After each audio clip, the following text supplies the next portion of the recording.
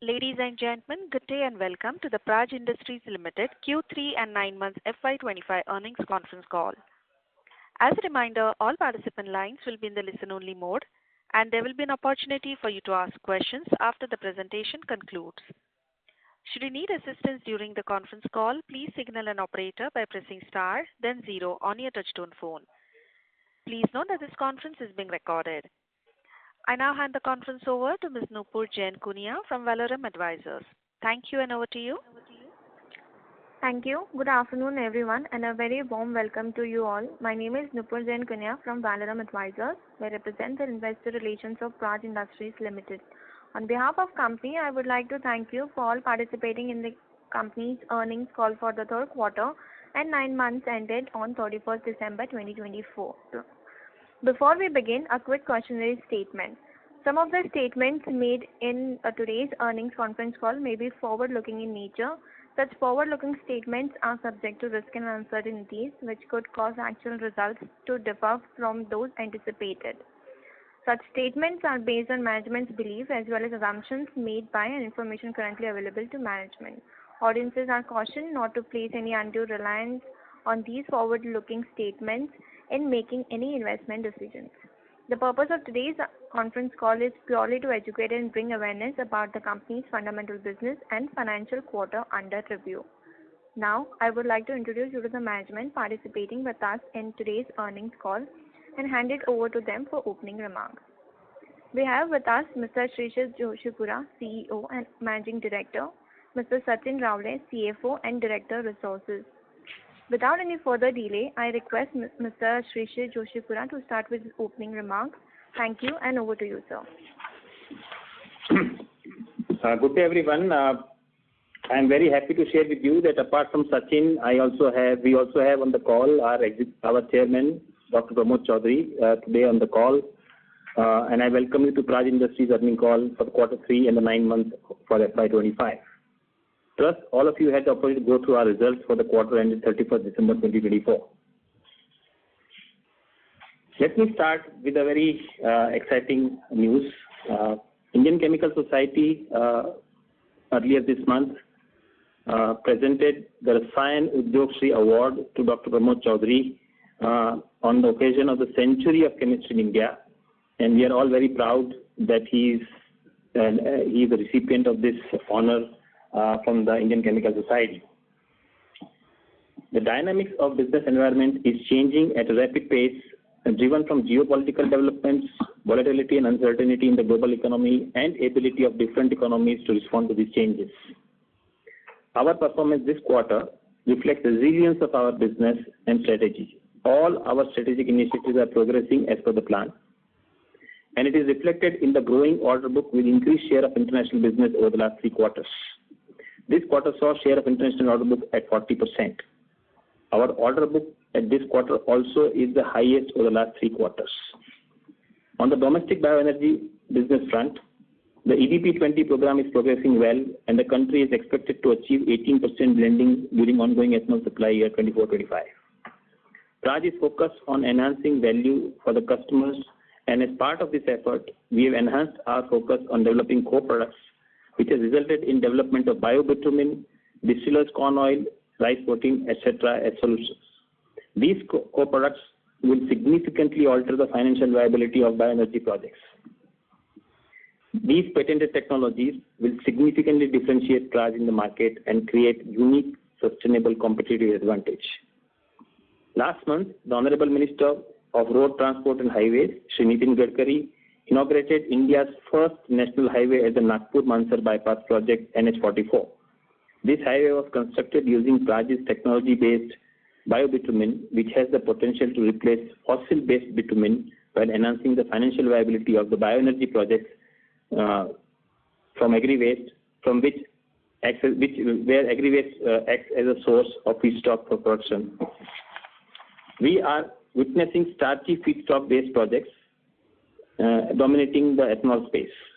Owing to the liquidity challenges and financial closure of these projects is taking longer time, leading to extension of average execution cycles moving from 12 months to 16 months and beyond.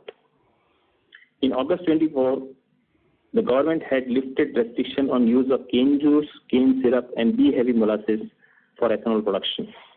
During this quarter, there are two more positive developments in form of upward revision in the price of ethanol produced from C-heavy molasses and availability of FCI rice at reduced rates. On the international bioenergy front, there is strong buildup of inquiry pipeline. Amongst important developments, the USA has permitted year-round sale of E15 in 8 Midwestern states. Brazil has already passed the fuel of the future law, increasing ethanol blending to 30%. Argentina and Panama have announced their plans to increase their blending mandates. These developments will create capacity in these markets, and we are all well positioned to participate in these opportunities. During this quarter, we won a significant contract from a customer in Tanzania to set up ENA plant based on sugary feedstock. SAF ecospace is developing rapidly and favorably. We expect ATJ pathway to become preferred long-term solution in major parts of the world. This augurs well for driving demand for low-carbon ethanol solutions as well. On CBG front, respective boards of Praj and BPCL have given approval for formation of joint venture which will set up CBG plants across India. The CBG ecosystem is developing positively with healthy build-up inquiries expected to translate into firm business as we move forward. This quarter, we received a very interesting order to set up a CBG plant to be co-located inside a Napier grass field. Our service business is witnessing healthy growth in order book and revenue from both domestic as well as international markets. Our order book for 9 months for FY25 stands 80% higher than entire last year. We are witnessing increasing interest from our customers for solutions such as biogenic CO2 capture, fermentation process management, and O&M services. On the SAF front, the dialogue on accelerating SAF production and deployment is developing constructively with all stakeholders. The International Civil Aviation Organization, ICAO, invited Praj to contribute as industry expert for the recommendations being drafted to enable a positive conclusion for the dialogue. Praj is further participating in the ICAO symposium in Dubai planned next month. Moving on to engineering business, the Mangalore facility is now fully ready with a total investment of over 200 crores in capex and almost rupees 80 crore YTD in form of operating expenses. The land acquisition and readiness of the facility was delayed by nearly 2 quarters, which has impacted the plant business activity for the GenX business in the current year. The order book for execution from this facility is expected to start building from this quarter, while revenues will start flowing in from H2 of FY26. Our zero liquid discharge business is also gradually gaining momentum with increasing acceptance of our modular solutions. We are working on several innovative technological solutions which will help us in offering a completely differentiated solution to customers in near future. Brewery business, after a long pause, the segment is showing some early signs of returning to capacity creation, and we expect the movement to strengthen in the next financial year. The PHS business, our efforts of international and expansion as well as expansion of product basket is gaining momentum, and we believe a healthy order book build-up as we move forward is a reality. Overall, we see a positive development for all our business lines, and we continue to remain confident and committed to our long-term goals. I now have the honor and pleasure of inviting Dr. Chaudhary to address you.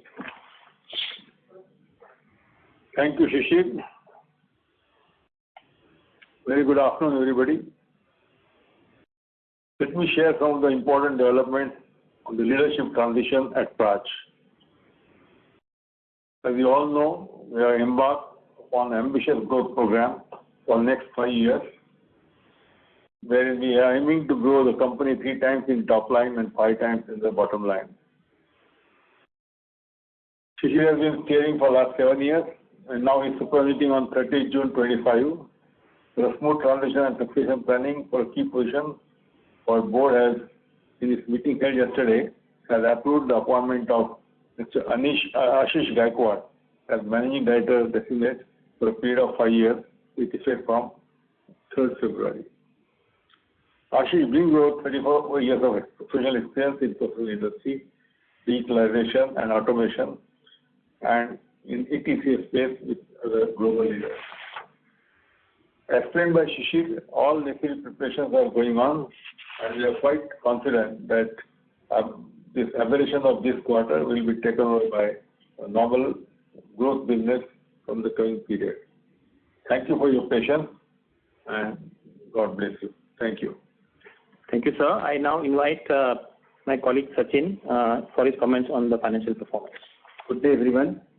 Let me take you through the financial highlights for the quarter and 9 months ended 31st December 2024.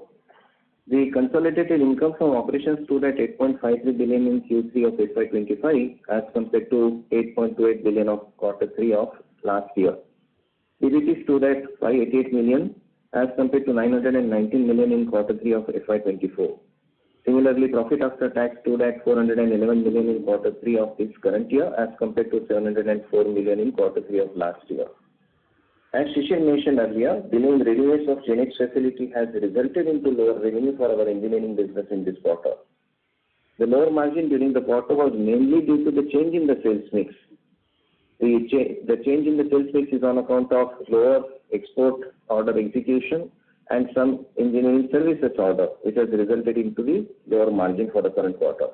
If we compare the margin for 9 months FY25, it is almost higher by 500 basis points as compared to 9 months of last year.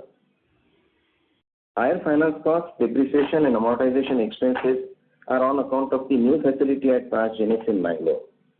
For 9 months FY25, income from operations was 23.7 billion as against 24.4 billion in 9 months of the last year.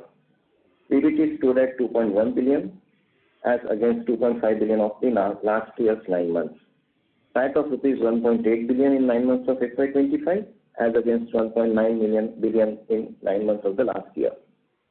Export revenues accounted for 21% in this quarter, and of the total revenue, 73% is from bioenergy, 18% from engineering business, and 9% from PHS business. The order intake during the quarter was 10.5 billion, with 60% from the domestic market. Of the total order intake, 77% came from bioenergy, 77% from engineering, and balance 6% from PHS business. The order backlog as of December 24 is at 43.5 billion, comprising of 75% of the domestic orders. Cash in hand as on 31st December is rupees 6.4 billion. I now conclude my remarks, and I would like to thank you all for joining us on this call. We would now be happy to discuss any questions, comments, or suggestions you may have. Thank you very much. We will now begin the question and answer session. Anyone who wishes to ask a question may press star and 1 on their touchtone telephone. If you wish to withdraw yourself from the question queue, you may press star and 2. Participants are requested to use handsets while asking a question. Ladies and gentlemen, we will wait for a moment while the question queue assembles. We'll take our first question from the line of Mohit Kumar from ICICI Securities. Please go ahead. Yeah, thanks for the opportunity. So good to see pick up in the order inflow. But my question is, it seems like the domestic ordering is still weak as far as bioenergy is concerned. It is international order which are driving it.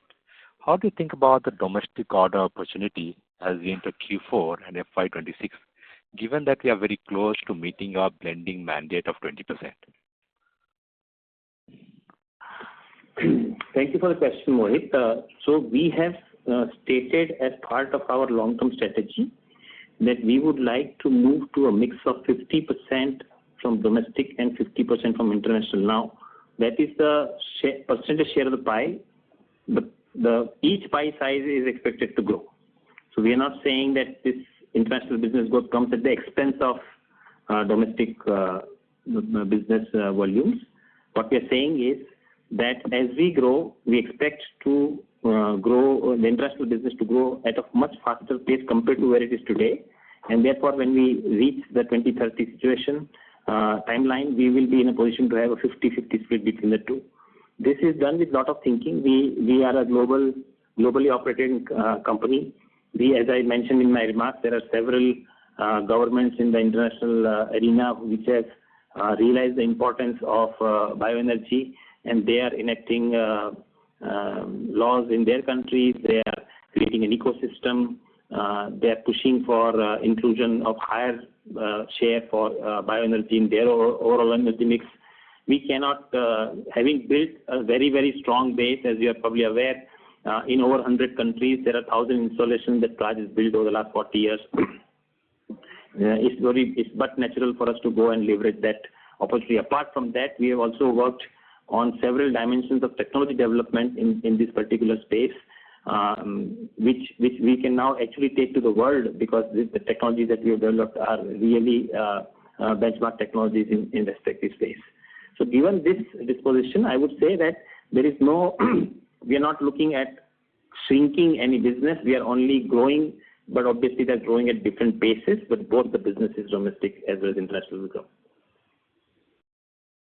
Understood, sir. My second question is, it has been a while that we have received the CBG orders. I think we received something last fiscal. In your opinion, do you think the CBG ordering will pick up now? And how has been your experience in executing the first set of orders, which we won last year? So you're right that the CBG eco-space is developing at a little differentiated pace. And that is leading to a situation that we don't have a continuum flow. That's the way we saw it on the earlier opportunity in the liquid biofuel side. But we are not a gas economy, so there are elements which need to, the interconnectivity elements, the retailing, there are different dimensions that come into play that have to happen for the thing to become a very mature ecosystem. I think what we have to understand is that this is a developing ecosystem, and therefore there are likely to be some time, what I would call as not a uniform flow all across. That will take some time to happen. Having said that, the 4 projects that you mentioned that we had announced last year are under construction now, and we expect them to go into commissioning phase towards the first quarter of next year. That's the plan as well. So that's what will happen. The contract that I mentioned about this particular quarter is a unique, because here the feedstock is going, the plant is located in middle of its feedstock. So the feedstock has no logistics of bringing from outside. It will be grown around the plant and then it will be fed. So it's going to be very interesting, because it does give a unique opportunity to design the plant differently, create a very different kind of footprint on both water and energy. And we are very, very excited to work on this opportunity. Sir, thank you, sir. Thank you, and all the best, sir. Thank you. Thank you, Mohan. Thank you. Ladies and gentlemen, in order to ensure that the management is able to answer queries from all participants, please restrict your questions to 2 at a time. You may join back the queue for follow-up questions. We'll take our next question from the line of Amit Anwani from PL Capital. Please go ahead. Hi, so thanks for taking my question.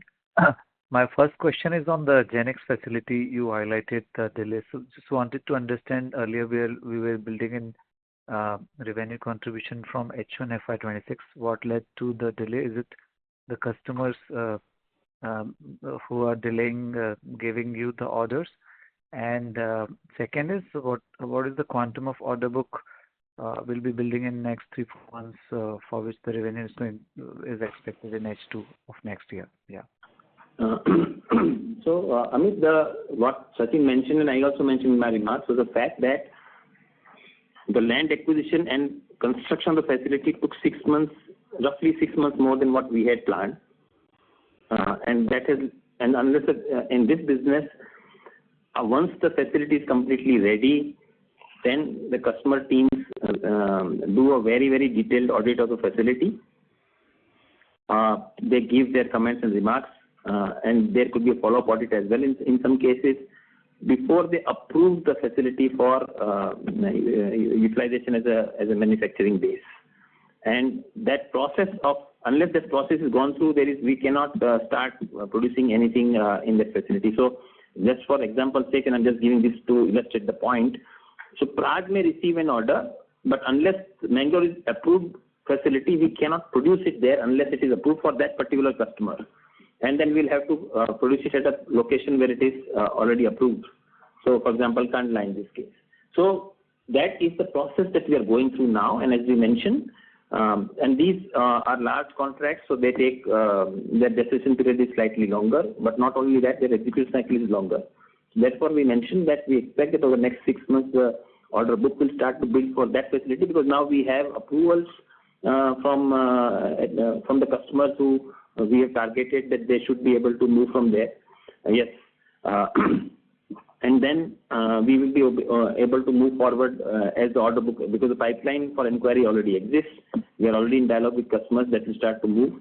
And the readiness of the facility is not only about, leveling the land and building the sheds and putting the machines inside.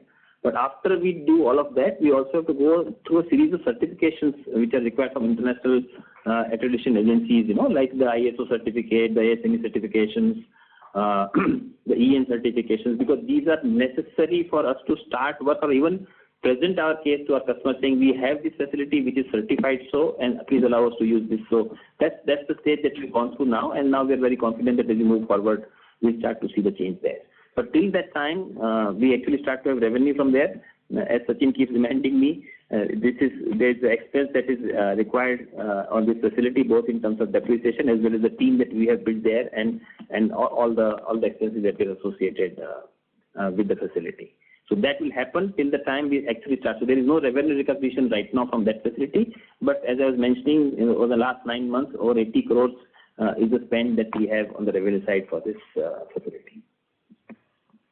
Sure, sir. But any thought on what could be the revenue contribution in FY26 from here?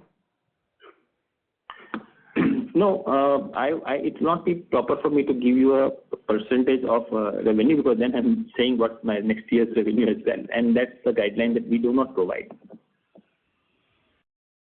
Sure, sir. And this expense, will this continue or will this further increase? The 80 crore YTD at the rate of, for example, 25-30 crores. So for the next 3-4 quarters, will this further increase or? Amit, we will definitely be having expenses coming up in the current quarter also. Maybe whatever the proportion expenses are to be incurred for this quarter. Next year, rather expenses will grow, of course, but in line with the revenue which is going to flow in also. So it is not that only expenses are going to grow, but we will be seeing revenue also flowing in the next year. So we believe that the low of these expenses which we have seen in the current year will get to a reasonable extent mellowed down in the next year. Sure. My last question on the US now, since the regime changes happened, and we were actually looking for under Inflation Reduction and the opportunity for SAF, and also I think the engineering business to some extent caters to US. So any change in that pipeline which we were highlighting for SAF in US, and any change in your 5-year vision post the regime change in US, because we are largely focusing on increasing the exports drastically, and the drastic changes have happened in the US with respect to spending and renewables. Yeah. So, Amit, difficult for us to predict the future with respect to the policy dimensions in the US government, but what we believe is there is a very strong focus, as you rightly put, on jobs that get created locally in the local economy in the United States. And actually, if you go to see, when we will build a project for SAF, we will actually be building jobs in the United States. Because any facility will call for people to be employed and deployed, but also not only that, even the feedstock chains are local, supply chains are local, so that will also create. So this, from whatever we understood so far, and I've been speaking to our prospective customers, they have all mentioned to me that they do not expect any difficulty, because their projects are based on the fact that in the US Midwest, they will be able to provide not only investments, they will bring jobs, they will bring push to a local economy, they will provide additional relief to the local farming community. So from all those perspectives, I think they believe that they are in a positive territory, even with the regime change that has happened in the United States. Sure. So thank you so much. Thanks. Thank you. We'll take our next question from the line of Deepesh Agarwal from UTI AMC. Please go ahead. Yeah, good afternoon, team. Sir, my first question is on the RCM for PLA and biobitumen. When should we look at ordering opportunity opening up, and what would be usually the size of the orders which can come up from there? And apart from these, what is the progress on the other biochemicals which you were developing in the RCM? So in the biopolymer and RCM space that we mentioned, we have progress dialogue with a significant number of customers on what can we do to help them establish a facility for PLA. That is a dialogue that is currently underway with many number of customers, both in India and abroad. So our demonstration of capability and technology has actually enticed a lot of interest from the prospective customers. So that's a dialogue that is underway right now. There is no conclusion as of yet, but this is a new technology for a very new area, and therefore the gestation periods are longer because dialogues are obviously longer as well. In terms of biobitumen, we believe that this demonstration that we have done actually showcases the fact that we can create a high value-added product from a waste stream in a project, especially the ones where feedstock is lignin-rich agriculture feedstock.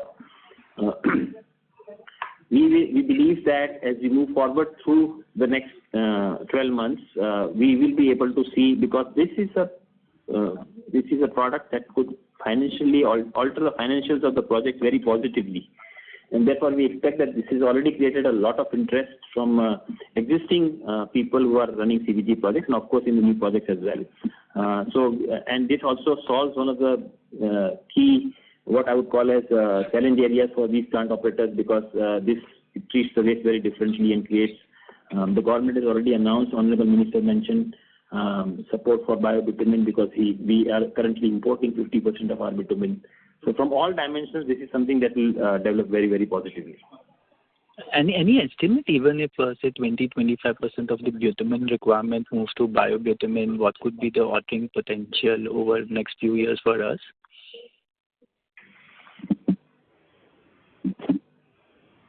So slightly early days for us to start pushing these numbers out.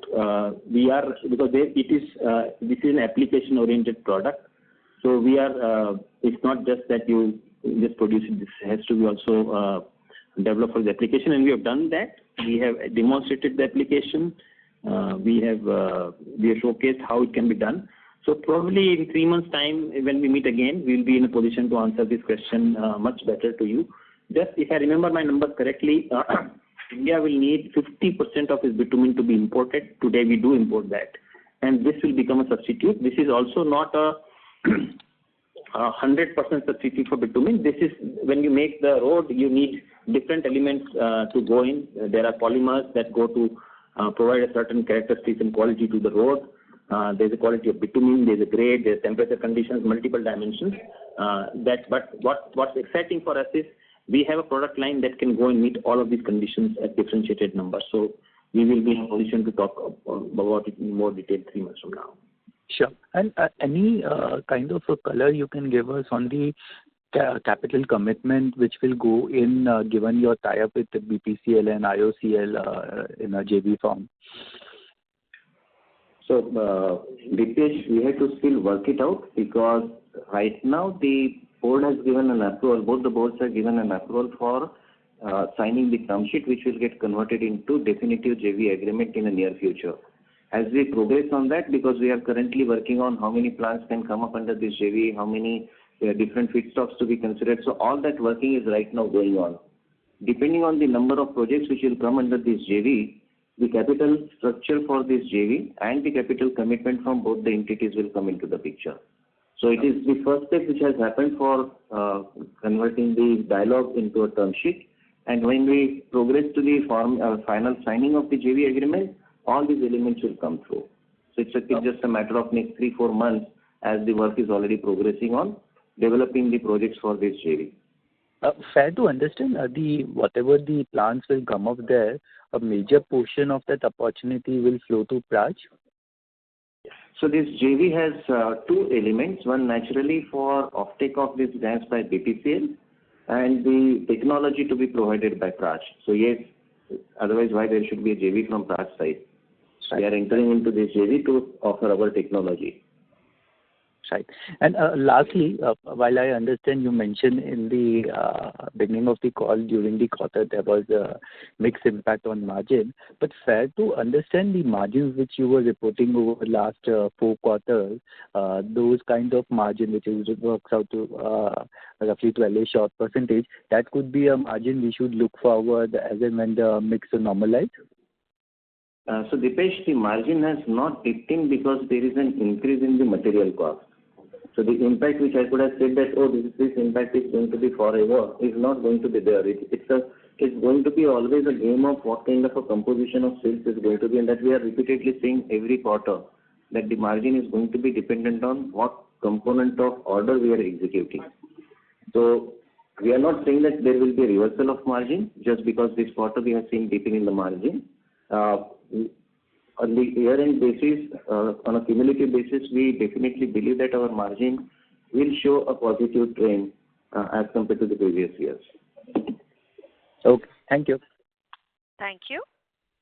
We'll take our next question from the line of Sani Vishe from Axis Securities. Please go ahead. Yeah, thank you, sir, for taking my question. So I'm just trying to understand that as we said, Chaudhary sir said that this appears to be an aberration of a quarter. Sorry to interrupt, Sani. Can you use your handset mode, please? Your audio is not very clear.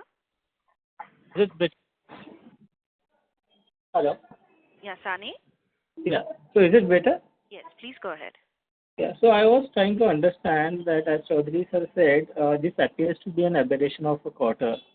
So the delays that have happened this quarter, do you expect it to push other deliveries in the next quarter further?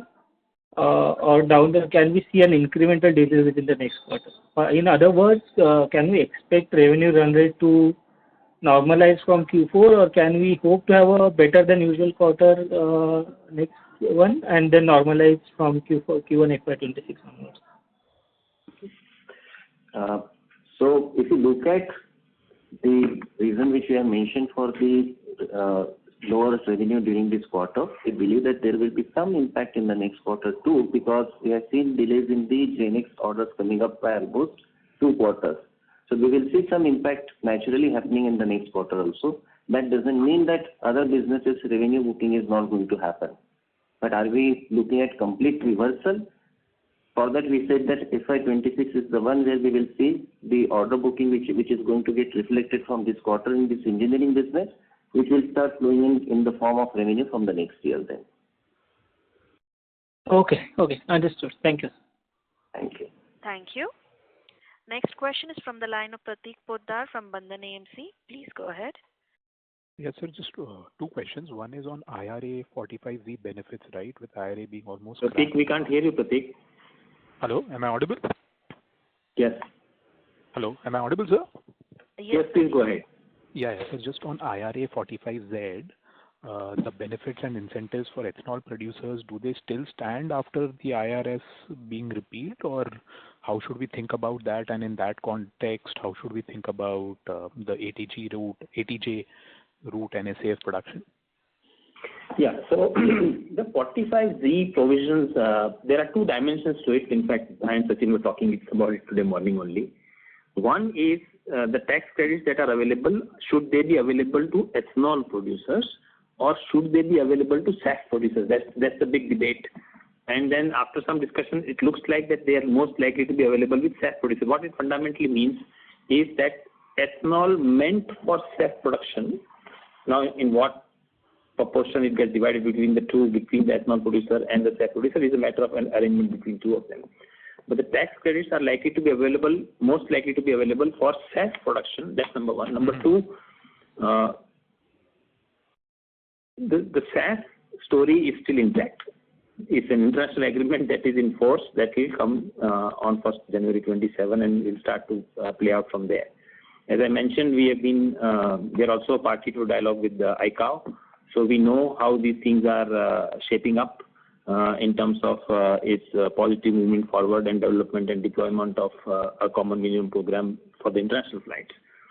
So we do see, and also the fact that from a U.S. perspective, since your question was very specific to U.S., it creates a very unique opportunity for Midwest in United States to actually see growth in farming opportunity as well as in the industrial opportunity and create local jobs. So these three are ticks as far as SAF projects are concerned in United States, and therefore it's likely to drive, continue to build positively as we move forward.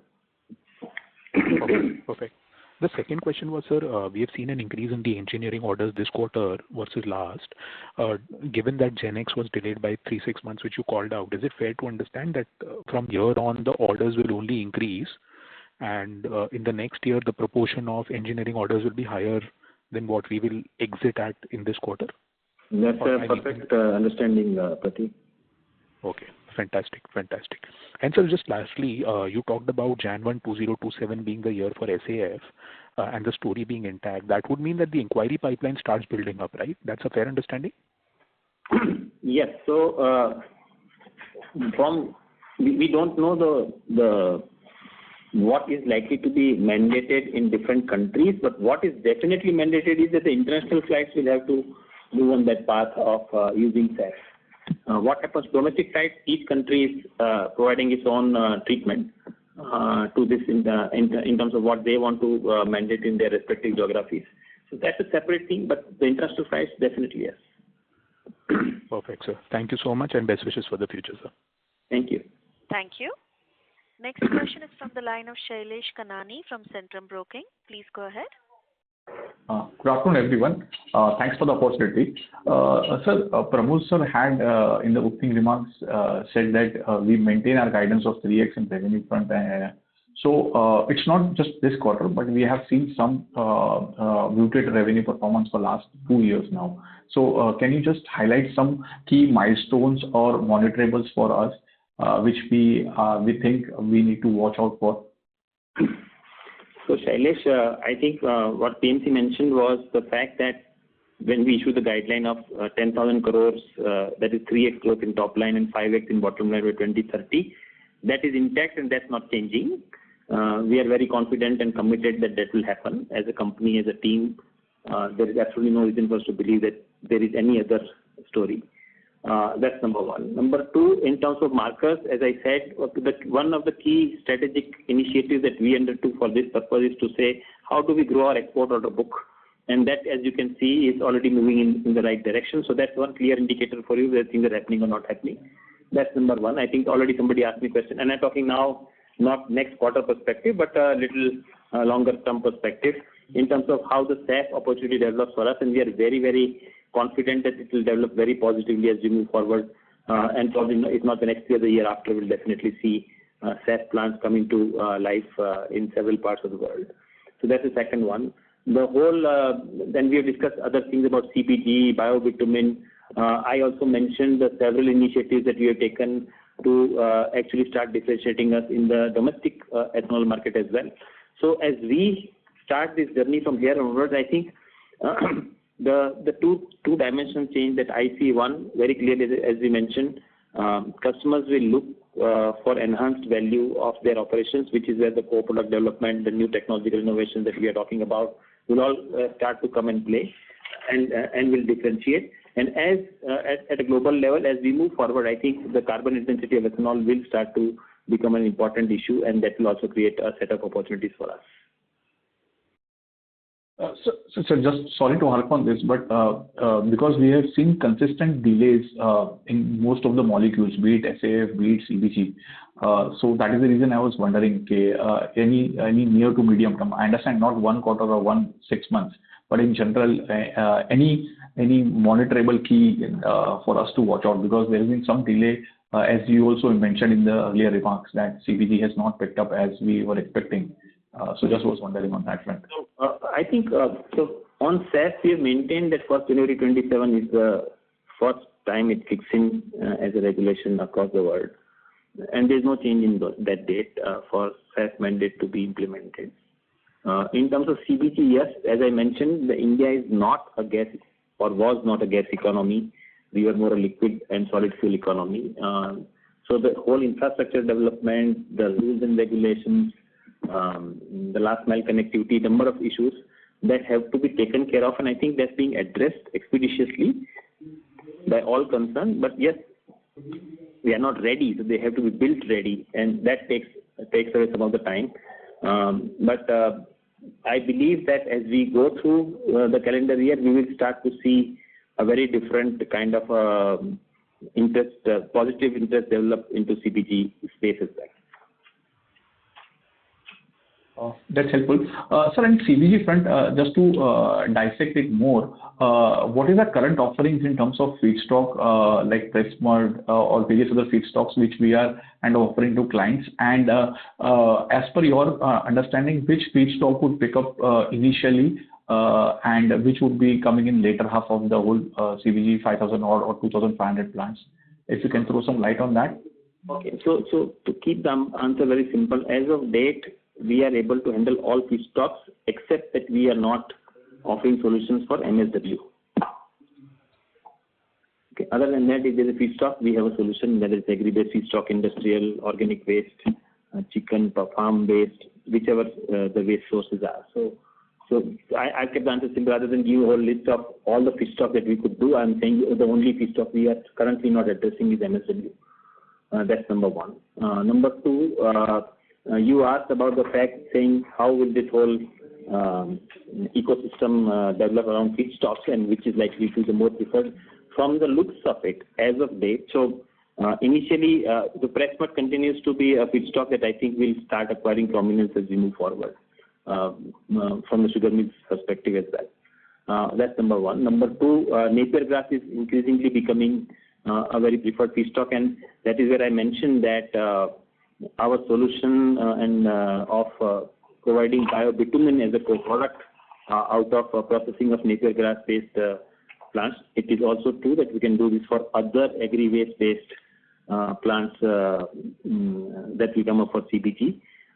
From their waste treatment, we can create the biobitumen stream. But napier grass seems to be a preferred choice for many because of its own properties, that you can get 4 crops in a year. You don't have to store it for the whole year, etc., etc. So there's some positives in its favor. So we believe napier grass will be a feedstock of choice. There is rice straw, of course, in the country. We believe that these three will become the key feedstocks as you move to press mud, napier grass, and rice straw. And our offerings are in the top quadrant in terms of yields and other things for the client, right? In this. Yes, absolutely, no question. So just one more last question. We had this budget announcement where there was some support for CBG plants and some allocation was done. Any update on that or any expectations from the budget what we are having? That's all from my side, sir. No. So obviously, as I mentioned, that the whole ecosystem is not matured because we are not a gas economy, so that's under development. It's moved a lot from where it was, say, 5 years ago. So it's moved significantly upwards.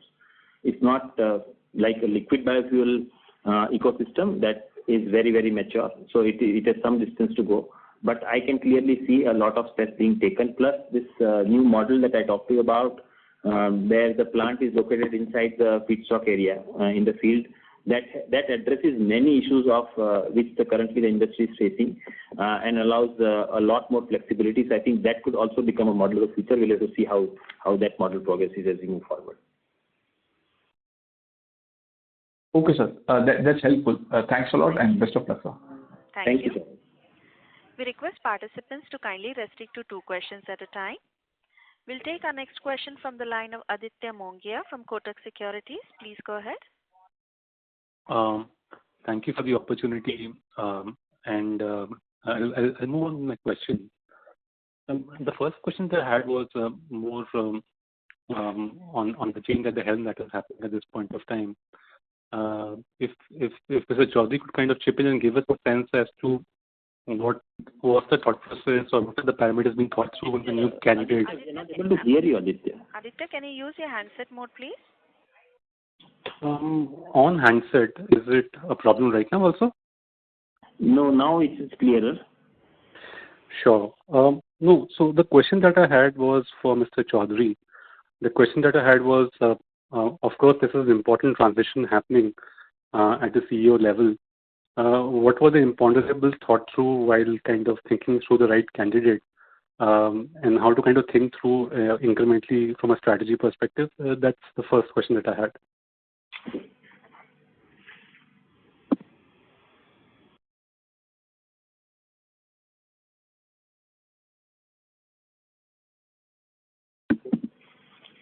Aditya, maybe that's a little detailed question because it will need us to illustrate some things for you as to where the business today is and how we want it to move, what are the likely interventions in future. So if you happen to be in Pune, PNC says we'll be happy to dialogue with you.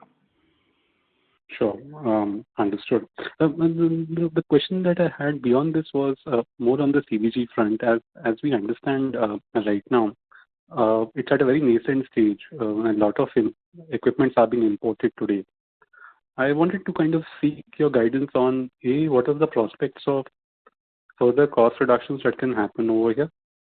And B, does it lead to Praj entering into adjacent revenue streams such as manufacturing of equipment that today may be imported from outside? Okay, so Aditya, just to confirm to you, we don't need to import anything today for CBG. Okay, you can import, but you don't have to import, if that was your question. So that's number one. Number two, the CBG business is interestingly developing into a very different dimension. So it's no longer a single molecule business. It never was. But we earlier thought that okay, so there's CPG and then there is solid fertilizer that will come, and now so that's number one. And now we are, as I was mentioning earlier as well, the solid fertilizer comes out of each processing of the feedstock, especially the ones that are lignin rich, which is the agri residues, so napier grass, rice straw, other grasses, other straws. These feedstocks. There, if you create a solid fertilizer, and I'm using very ballpark numbers here, the typical operating margin that plant owner will get on the solid fuel fertilizer will be of the order of 4 rupees to a kilo of production of fertilizer. Okay. Against that, if you convert, instead of fertilizer, you convert that to biobitumen using our process, the margins can multiply 5-folds or even more. So very different ecosystem that will emerge where it will become like, and we have talked about it in our different forums as well, saying the concept is of multi-product, multi-feed and multi-product at the other end. So we manage multiple feeds, we manage multiple products at the end line as core products, as main product line. And the idea is to ensure that every waste stream that comes out is valorized. So that's the second dimension. The third is, as I mentioned, this new type of plant where the plant is located. So normally water plants have been built so far, they are not in the middle of their own feedstock area. In the sense, the fields are distant, maybe 20 kilometers, 30 kilometers, whatever the distance is. But now we are talking about plant located inside the field. Now that has a very different connotation because that allows you to create a very low water footprint, very high rich water nutrients going back to the land. So there are many positives around it, which we believe could actually help to further enhance the attractiveness of these plants. So this is the first project that we have just received the contract for. Of course, it takes 12 months to build one. But that is something which is very, very exciting development in this space, and we have to see how that develops. Sure. Just a related question. Given the response that you have... Join back the queue, please, as we have other participants waiting. I've just had one question, by the way.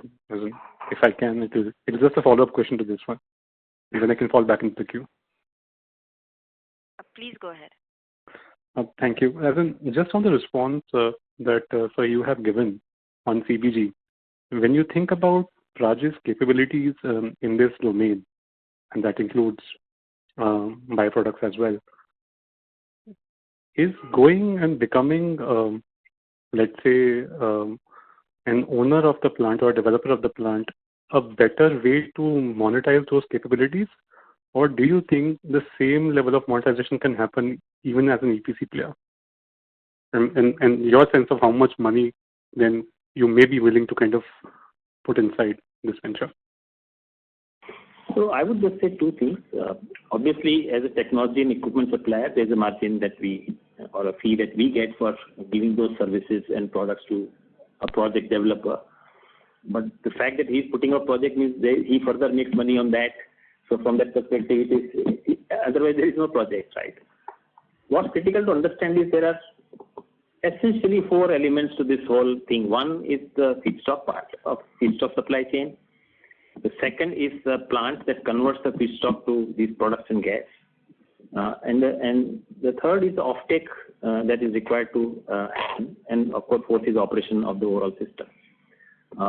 So from that perspective, I think each player in the value chain would definitely, if they add value, they will be capturing some part of it for themselves. Some they'll pass on to their customers in the chain. So yes, if we do become producers as well, then there's an additional play, but then there's an additional capex. There's different dimensions that sort of flow in. And we believe that getting this whole ecosystem of its to its potential will require a lot more collaborative work between supply chains, between technology providers, operators, and the gas off-takers. So the model by itself, there is no one model that fits all. No, understand. We will discuss this more later on, but thank you for your response on this one. Very useful. Thank you. Thank you. We'll take our next question from the line of Vikram Suryavanshi from Phillip Capital India. Please go ahead. Good afternoon, sir. Can you update on how is the progress on other 2G projects in India, and particularly we were expecting good traction from Europe and international market, but obviously because of geopolitical situation that was deferred. But going ahead, how that outlook looks now? So Vikram, two things I will say. One, that we are moving forward positively on commissioning of the IOCL project, which is important, and it's a stepwise process. So that's happening, which is the good news. We'll also see the two other projects in the country go on stream in due course during this calendar year. So that's another positive development that will happen. We are also beginning to receive inquiries from different quarters, because if you remember earlier, I had mentioned about SAF being one of the drivers for a need for a low carbon ethanol, and 2G obviously fits that bill perfectly well. So we are beginning to see what I would call as interest emerge on this space as well. As you rightly said, the geopolitical situation has actually led to some delay or deferring of these projects that were earlier on the anvil. But we are in constant dialogue with them, and I'm very hopeful that as we pass through this calendar year towards the later half of this year, we'll start to see a revival on those as well. Got it. And in terms of bioplastic, we have seen some states are already announcing the policies, but a lot was expected from the central government. So how do you see that space evolving? Will it be more on like a state government pushing for the capex, or we expect even central government can come out with the policy to kickstart the whole Vikram, the way we look at it is that I think it's a very welcome thing that the state governments are taking lead in providing the incentives for this very, very important technology for mankind. And I think that's very positive development. But globally also there is a requirement to create a common understanding of treatment of plastics. What do we want to do? What's the degradability? How do we move forward? And there's a lot of very, very constructive dialogue that is taking place right now. United Nations is taking lead to create a common standard for all countries. There are many dimensions to this plastic thing. It is an essential part of our life. It's not going away, but can we make sure that it does not leave a harmful footprint? And that's what is driving all these actions. That's where we are today. I think we will see as time progresses very constructive development on these sides as well. As you mentioned, we expect national governments across the world to actually start thinking in terms of what they want to do to address this problem. And in the meanwhile, the state government initiatives are obviously very welcome. Got it. Thank you very much. Thank you. We'll take our next question from the line of Shyam Maheshwari from Aditya Birla Mutual Fund. Please go ahead. Yeah, thanks for the opportunity. I had a couple of questions, sir. So firstly, on the engineering side, and I know you alluded to it, But if I look at our inflows, except for the last 2 quarters as well, we were averaging anywhere between 250 and 350 crores quarterly inflow. While our Kanda facility is still operational, wanted to understand why there has been this sudden dip in the inflow side. Is there been some hesitancy from the client side, or is it a conscious call from our side to probably not book more inflows till the Mangalore facility is operational? So that's my first question, sir. Shyam, the way you look at it is like this. So the nature of the equipment and systems that we will build at Mangalore are different. They're larger in size, so the project size are larger compared to what we have handled so far. That's number one. Number two, Kandla has limited capacity. It cannot produce unlimited amount of equipment. So it has limited capacity. In fact, we have also taken steps to, because the Mangalore project got a little delayed, we had to actually move to enhance the Kandla facility also, which we did.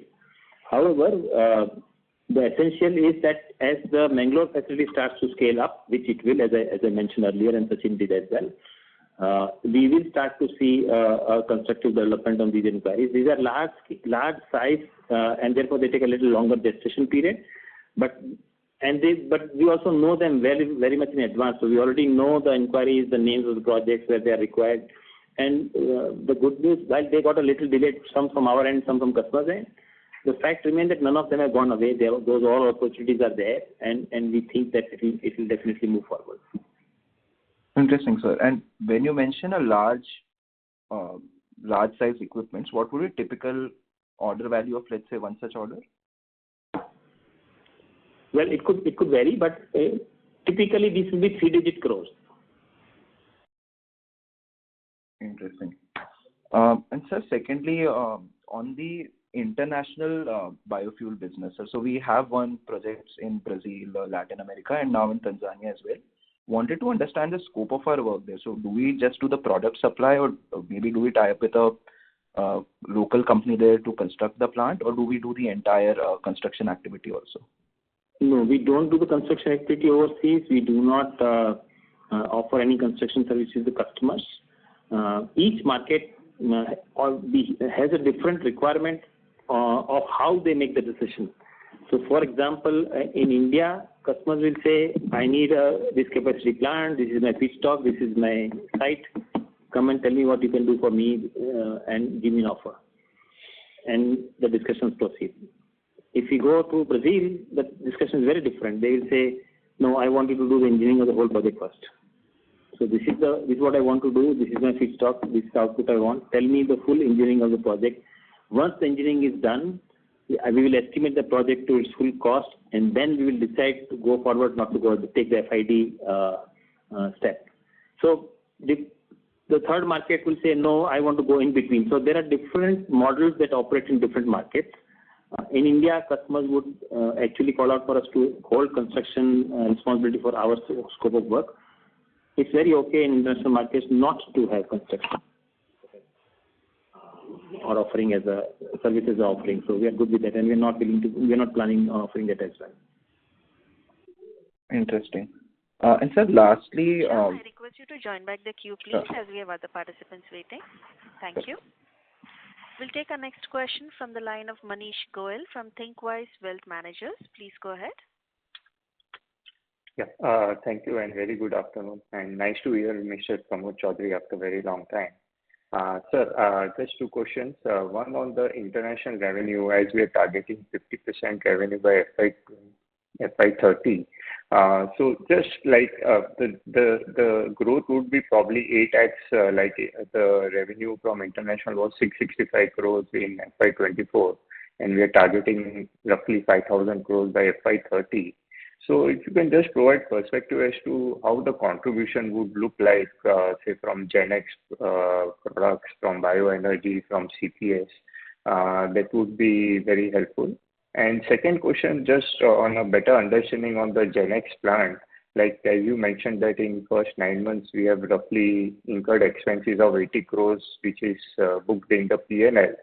So like if the plant was commercialized recently, then why is it not capitalized and it's probably taken booked in the P&L. I understand that the land was probably leased out and it's partly reflected in the depreciation. So if you can clarify on both these aspects. Thank you. Right. So maybe I will take the second question first. Technically, the commercial production has already commenced in the month of February. Okay? Because the plant and equipment were kept ready for exit. So it's not that we have not done anything. We have actually manufactured one equipment and dispatched in the last year. So as you know from the accounting principles point of view, moment you start the commercial production, after that you cannot capitalize anything. Okay. So all the equipments were not technically installed at that point of time, but the commercial production has started for one equipment which we manufactured there, and that's the reason subsequent expenses are not capitalized, and we had to take it through profit and loss account. Your first question was related to the growth which we are looking at in the international market. Yes, it is going to be 8 times. Yes, there will be a larger portion of internationalization is happening. It is on two accounts. One, the GenX business, which is entirely export oriented. And another one is the bioethanol business, which we mentioned earlier, that the internationalization has started in a big way happening in that business. These two businesses are going to contribute in a big way. So the pie is definitely, as Shishir was mentioning, the entire pie is growing for domestic and international, and that's how the composition is going to emerge of 50-50%. We have also mentioned that Praj High Purity has also started showing its international business now. So these are the components which will contribute by 2030 in the overall game of internationalization. The question of margin little tricky for a reason, because as Shishir was explaining, the international orders will have all kind of colors and elements. In the sense, it will have the services element, it will have the equipment element, and to some extent it might have the EPC element also. Just to give an answer for how the EPC will come into picture, the current Tanzania order which we are going to execute, we will have some kind of a local construction work also to be taken care of. Naturally, we are not going to do it on our own. We will be having contractors to do that kind of a job. But in the future, in the bioenergy business, if there is an element of construction, then that will also start playing a very different, what I can say, flavor on the margin. So it will be little too early to tell you that what will be the margin in 2030 based on the composition of the business which we are looking at, which is supposedly to emerge. We have not talked about the other two businesses which are also going to contribute in the international business. One is on the RCM side and another one is on the SF side. So all these components put together are going to give us a top line of 5,000 crores, but the components of delivery are going to be very, very different, which will define the margin profile for us. I can only tell you that margin profile is definitely going to be better than domestic, that's for sure. Okay. And one more last question I'll squeeze in. On the Inflation Reduction Act, we were probably doing some engineering related work as well as a couple of engineering projects. So will it get impacted with probably IRA on back burner, or how should we look at it? No, so as I mentioned, Manish, ethanol meant for SAF in the United States, because the current ethanol is at a high carbon intensity, will need the solution of going to low carbon intensity. That remains intact. So as the SAF project starts to pick up, and I do remember that I had mentioned this, that in the US, the way when the IRA was defined and we said 3 billion gallons of SAF required by 2030, the first 1 billion, 1.5 odd billion, which is mostly there now in terms of capacity creation, will come from a different route, HEFA route as it is called, and then onwards everything will most likely come on an ATJ route, which is where we are interested party. And we expect and we see that movement. Our dialogue with customers are moving very constructively. So those guys who either own their own ethanol plants are now asking us to, in fact, we speak, some of our guys are doing an audit for one of the future projects to see how that plant can be converted to a low carbon ethanol, low carbon intensity ethanol, because there are other issues about carbon capture and all that which need to be factored in. So all SAF related ethanol projects will need low carbon, no question about it, and that is the development that is likely to take place. But on the other hand, we also decided that we will not only position it as low carbon solution, but because we realize that when we do low carbon, we are actually reducing the operating cost of the plant. So we would also position these as operating cost reduction and operating margin improvement solutions, especially in those cases where it is very clearly visible to our customers, and then move this forward. Thank you. We'll take our next question from the line of Prathamesh Sawant from Mirae Asset Capital Markets. Please go ahead. Yeah, thank you, sir. Thank you for the opportunity. So just one question from my end. Just wanted to understand how much steam is left in the grain-based distillery projects in India, because what we can clearly see from the government's intention is that lately what they have done with the FRP of sugar has been increased by 10%, but the relative prices of ethanol have just increased by a meager 2.5%, that too just for C-heavy.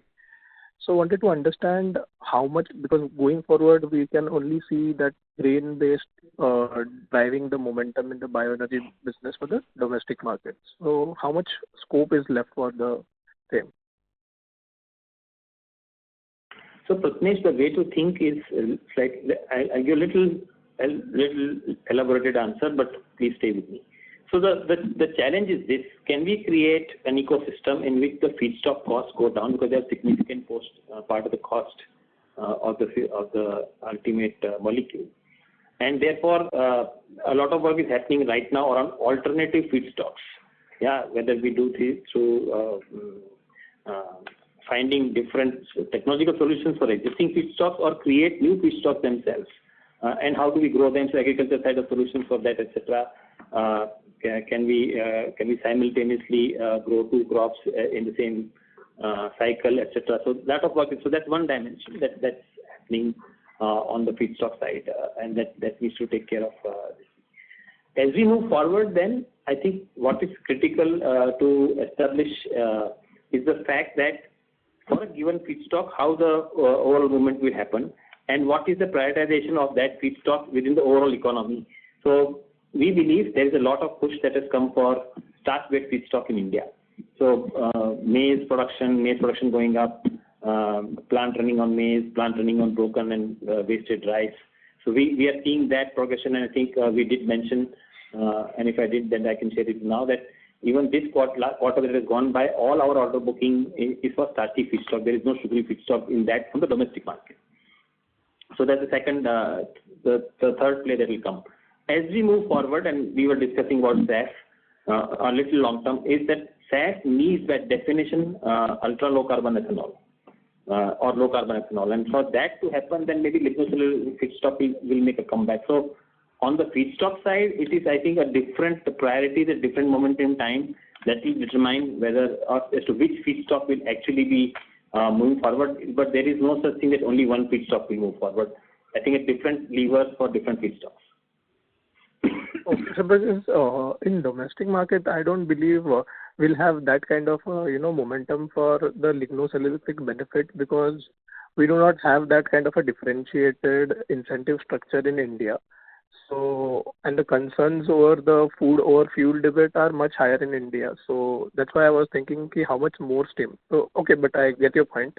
And so my second question is with respect to the existing the bioplastic opportunity. So are we waiting for some a JV model, or probably waiting for some post-budget announcement? Any light on that?